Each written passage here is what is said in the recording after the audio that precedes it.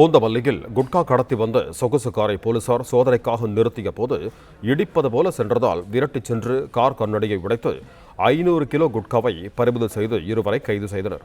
இது தொடர்பான கூடுதல் விவரங்களை தருகிறார் எமது செய்தியாளர் பிரேம்.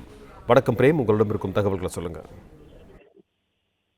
திருவள்ளூர் மாவட்டம் பூந்தமல்லி அருகே தான் இந்த சம்பவமானது ஏற்பட்டிருக்கு. குறிப்பாக பூந்தமல்லி போலீசாருக்கு குட்கா கடத்தி வருவதாக தகவல் அடுத்து பூந்தமல்லி பேருந்து நிலையம் அருகே பூந்தமல்லி போலீசார் வாகன சோதனையில் ஈடுபட்டிருந்தனர். அப்போது அந்த வாகன சோதனையின் போது சொகுசு கார் ஒன்று வாகன சோதனையின் போது வந்து கொண்டிருந்தது. அப்போது போலீசார் அஹ், தடுத்து சோதனை செய்யும் போது அந்த சொகுசு கார் போலீசாரை இடிப்பது போல நிறுத்தாமல் சென்றனர்.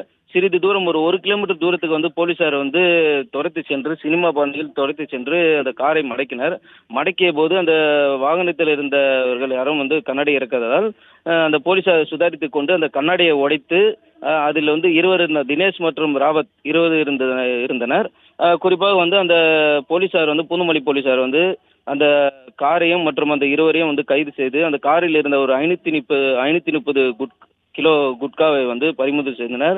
இது குறித்து பூந்தமல்லி போலீசார் வேற யாருக்கெல்லாம் தொடர்பு இருப்பதாக தகவல் எடுத்து இந்த கார் ஆந்திராவிலிருந்து சென்னைக்கு நோக்கி வந்ததாக குறிப்பிடத்தக்கது.